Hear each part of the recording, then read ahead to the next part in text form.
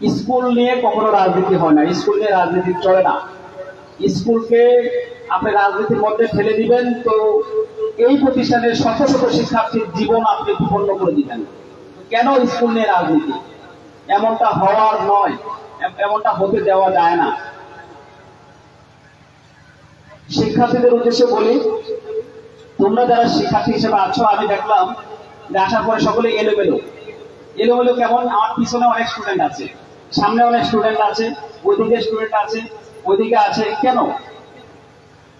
একটা এলাকায় যখন কোন লোক পা রাখে, যখন দেখে যে এই অবস্থা, তখন ওই এলাকা সম্পর্কে কিন্তু মানুষ একটা গ্যাস করে, অনুমান করে যে এই এলাকার মানুষ কেমন, তারা নিয়মতান্ত্রিক না নিয়মতান্ত্রিক না, তারা নিয়মের মধ্যে থাকে, ডিসিপ্লিন মেনটেন করে কি করে না। তো আপনাদের এই সমাজের এই এলাকার মানুষের উচিত ছিল, যখন আমরা আসবো শুনছেন, তখন এই প্রোগ্রামটা একদম বেলে সাজানো, যাতে করে 3 মতো নীরবতা থাকে প্রতিটা শিক্ষার্থী থেকে শুরু করে। একটু পরে পরে একটা করে বাইক যাচ্ছে, একটা করে বাইক ঢুকতেছে, একটা করে আসতেছে। এটা কিন্তু আপনাদের দায়িত্ব, এগুলো কন্ট্রোল করা।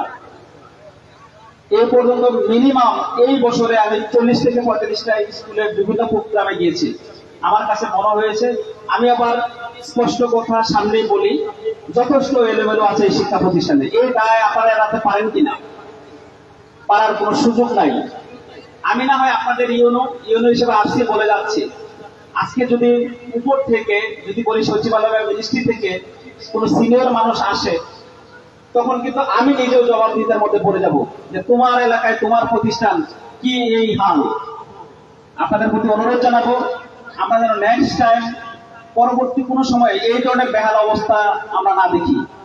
এই দায় কিন্তু এই এলাকাবাসীর প্রতিটা মানুষ এড়াতে পারে না।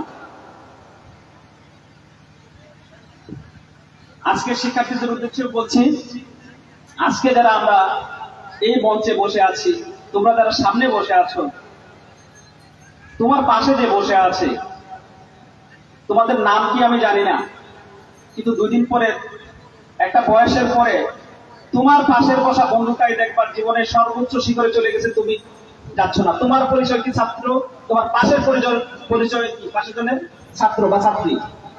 সে যেই কিছুই হোক, সে ভালো চাকরি করবে, ভালো জায়গায় যাবে, এলাকায় সে উন্নয়নে ভূমিকা রাখবে। কিন্তু তুমি তার পাশে বসা, তুমি তার বন্ধু, তুমি পারবে না। কেন পারবে না? কেন এই পার্থক্যটা হয়ে যাচ্ছে? পার্থক্যটা হওয়ার পেছনে কারণটা কি? যদি বলি পরিশ্রম, হ্যাঁ, এই একটা শব্দই তোমাকে আলাদা করবে।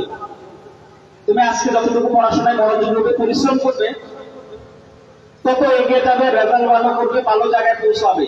আর তোমার পাশে বসা ছেলে বা মেয়ে বা শিক্ষার্থী যারা আছে, তোমরা দেখা গেছে ক্ষেত খামারে কাজ করবে। এখানে আমি যদি বলি, এখানে যদি 200 স্টুডেন্ট থাকে, 300 স্টুডেন্ট থাকে, এখান থেকে সাকসেসফুল সফল শিক্ষার্থী হবে মাত্র 10 জন 20 জন, এর বেশি হবে না। আর তুমিও ছাত্র, সেও ছাত্র, সে তোমার বন্ধু। সে কি কোনো জাদু কাঠি নিয়ে পৃথিবীতে আসছে? কখনোই না। দুনিয়াতে সে কোনো জাদু কাঠি নিয়ে আসেনি। সে একান্তে মনোযোগ দিয়ে পড়াশোনা করেছে বলে সে আজকে সফলতায় পৌঁছে যাবে। ব্রাহ্মণবাড়িয়া উচ্চ বিদ্যালয়ে যারা কৃতি শিক্ষার্থী আছে বা ছিল, যারা মেধাবী শিক্ষার্থী ছিল, তারা সফল প্রতিষ্ঠিত। তাদের পিছনে কি ছিল? শ্রম ছিল, মেধা ছিল। মেধা আসলে যে জন্ম থেকে নিয়ে আসে বিষয়টা এমনও না। মেধা নিজে থেকে করে নিতে হয়, পরিশ্রম করে। পরিশ্রম করেছে সফল হয়নি এমন লোক খুব কম। আমি ছোট একটা উদাহরণ দিয়ে যদি বলি, আপনারা জানেন বা দেখেন, অনেক মন্দিরে মূর্তি থাকে, থাকে না? সকলে পূজা করে, ফুল দেয়, সম্মান দেয়, আদর দেয়, ভালোবাসা দেয়, দেয় কিনা? ঠিক মন্দিরের ওই মূর্তির নিচে পাথরের শ্যাডো থাকে, থাকে না? যেখানে দাঁড়িয়ে তাকে কি করে সম্মান দেয়, ভালোবাসা দেয়, আদর দেয়, নাকি? অনেক সময় মাথা ঠেকিয়েও দেয়। নিচে সাধারণ পাথর ওই মূর্তি পাথরকে জিজ্ঞাসা করছে, তুমিও পাথর, আমিও পাথর, কেন তোমাকে এত সম্মান দিচ্ছে আর আমাকে পায়ের নিচে রাখছে কেন? তখন ওই মূর্তি পাথর বলছে, দেখো ভাই, আমি যখন সাধারণ পাথর ছিলাম, আমাকে যখন এই মূর্তিতে রূপ দেওয়া হয়, ওই যে লোকটা এই কাজটা করেছে, পাথর কুচিয়ে কুচিয়ে রক্তাক্ত করে আমাকে এই মূর্তিতে রূপ দিয়েছে, আমার পাথরগুলো ভেঙে ভেঙে এই রূপ দিয়েছে। অর্থাৎ আমি কষ্ট পেয়েছি অতীতে, পরিশ্রম করেছি, কষ্ট করেছি বলে আজকে আমি সম্মান পাই। আমাকে সকলে শ্রদ্ধা করে সম্মানের জায়গায় বসিয়েছে। তুমি সাধারণ পাথর, তোমার উপরে কোনো কষ্ট যায়নি, কোনো বিপদ তোমার আসেনি, তাই বলে তোমাকে সবাই পায়ের নিচে রেখেছে। আজকে যারা এই সমাবেশের যত শিক্ষক শিক্ষার্থী থেকে শুরু করে যারা সম্মানিত উপস্থিতি আছেন, কথা একটাই, যে জীবনে যত বেশি কষ্ট করবে, পরিশ্রম করবে, সে এগিয়ে যাবে। আর যারা যত বেশি আহ্লাদে অলসতায় পড়াশোনা না করে অলস সময় কাটিয়ে জীবন পার করবে, তাদের জীবনে সম্মান, ভালোবাসা, ফুল জুটবে না। আজকে খেয়াল করে আমরা আসার পরেই সেটা যে পর্যায়ে নেব, আমরা যারা আছি সকলকে ফুল দিয়ে বরণ করলো, আপনাকে তো করলো না। খেয়াল করেন কখনো? কেন করলো আমাদেরকে? আপনাকে কেন করলো না? কারণ আপনাকে এই চেয়ারে বসার যোগ্যতা অর্জন করতে হবে। সেই যোগ্যতা অর্জন করার জন্য আপনাকে পরিশ্রম করতে হবে। আজকে যারা শিক্ষার্থী, আমি যতটুকু জানি, এই মির্জাবাড়ি ইউনিয়ন পরিষদের অধিকাংশ মানুষ হচ্ছে কৃষিকাজের সাথে সম্পৃক্ত। তাদের বাবা মা রোদে বৃষ্টিতে ভিজে, আর এখনকার রোদের তাপ, অনেকের মাথায় চুলো নাই, টাক পড়া, রোদে পুড়ে তোমাদের জন্য শ্রম দিচ্ছে, গান দিচ্ছে, টাকা দিচ্ছে, তার বিনিময়ে তোমরা করছো। আর তোমরা এখানে অনেকে পাশাপাশি ফিস করে কথা বলছো, হয়তো তোমাদের অনেক গরম লাগছে, আর তোমার বাবা, তোমার মা, তোমার বড় ভাই কি করছে? রোদে পুড়ে বৃষ্টিতে ভিজে কাজ করছে, ওই টাকা দিয়ে তোমার পড়াশোনা হচ্ছে। তো আমি তোমাদেরকে অনুরোধ জানাবো,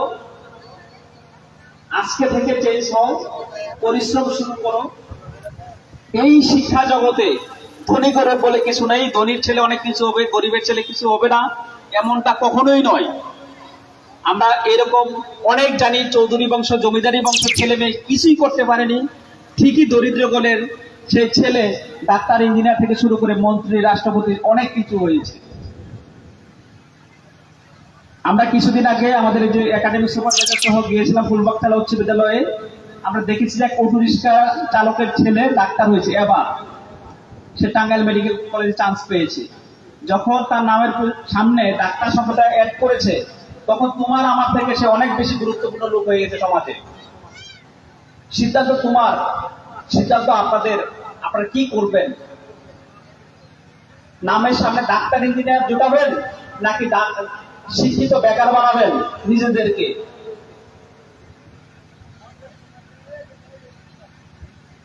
ইতিমধ্যে অনেক বক্তাই আমাকে বিভিন্ন বিষয়ে জানিয়েছে যে এই স্কুলের অনেক সমস্যা আছে। আমি বলি কি, স্কুলের প্রাণ হচ্ছে শিক্ষার্থী। আজকে যদি বলি শহীদ উচ্চ বিদ্যালয়ে, কারের উপর ডিপেন্ড করতে হয় না। এরকম আরো বেশ কয়েকটা উচ্চ বিদ্যালয় আমাদের মধুপুরে আছে, যাদের কারো উপর নির্ভরশীল হতে হয় না, সরকারি বিভিন্ন অনুদানের উপর ডিপেন্ড করতে হয় না। এই কারণে যে প্রতিষ্ঠানের শিক্ষার্থী বেশি হলে যেটা হয়, তারা নিয়মিত বেতন দিলে ওই বেতনের টাকায় স্কুলের অনেক মেরামত কাজ করা যায়। বাট আজকে ব্রাহ্মণবাড়ি উচ্চ বিদ্যালয়ের শিক্ষার্থীর সংখ্যা কম, দিন দিন এটা তলানির দিকে যাচ্ছে। সেজন্য দেখা গেছে শিক্ষার্থীদের বেতনের অবসরের পরিমাণে কম। আজকে ইউনো বা সরকার কি করবে এটার জন্য তাকাই থাকতে হচ্ছে। আমাদের মধুপুরে এমন অনেক শিক্ষা প্রতিষ্ঠান আছে, কারো দিকে তাকাই থাকে না, তারা নিজেরা অনেক কিছু করে ফেলতেছে নিজে নিজে। কারণ ওই প্রফিটটা ওই জায়গা থেকে আসছে, প্রত্যেকে শিক্ষার্থীদের কাছ থেকে। আমি অনুরোধ জানাবো, এই ব্রাহ্মণবাড়ি উচ্চ বিদ্যালয়ের প্রতিটা শিক্ষককে আপনারা এখানে পড়ালেখার গুণগত মান বাড়ান। ওই সময় দেখা যাবে পার্শ্ববর্তী বিভিন্ন এলাকা থেকে আপনাদের এখানে শিক্ষার্থী আসবে। এই প্রতিষ্ঠানের বিভিন্ন ধরনের যদি বলি অনিয়ম, যদি বলি ডিসিপ্লিনলেস একটা স্কুল, সেজন্য আজকে এই এলাকার ছেলে মেয়েরা স্কুল বিমুখ হচ্ছে। এটা করবার দায়িত্ব শিক্ষক এবং এলাকাবাসী।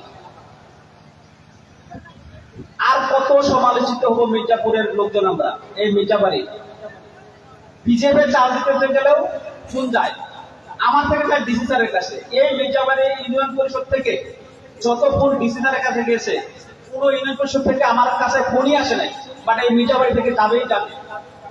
আজকে খাদ্য বান্ধবে চাল দিতে চাই, উপরে ফোন দিয়ে দিবে, কিরে ভাই আপনারা কি এই মির্জাবাড়ি ইউনিয়ন পরিষদ কি অভিযোগের বাষ্প হয়ে গেছেন নাকি? অভিযোগের বক্স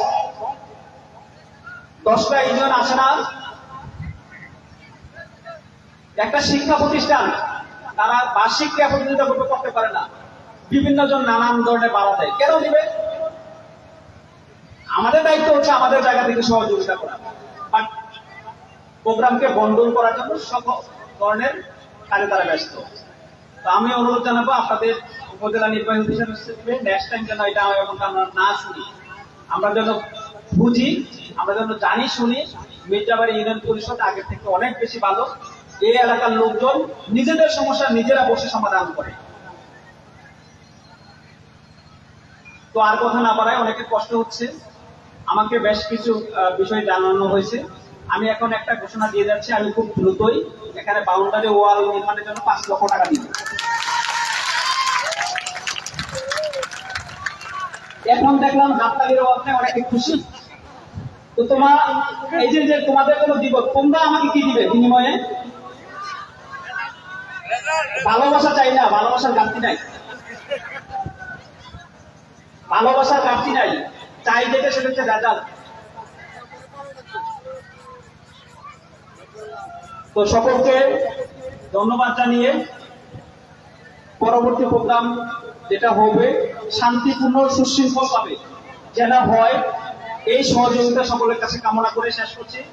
ভালো থাকবেন, আল্লাহ হাফেজ।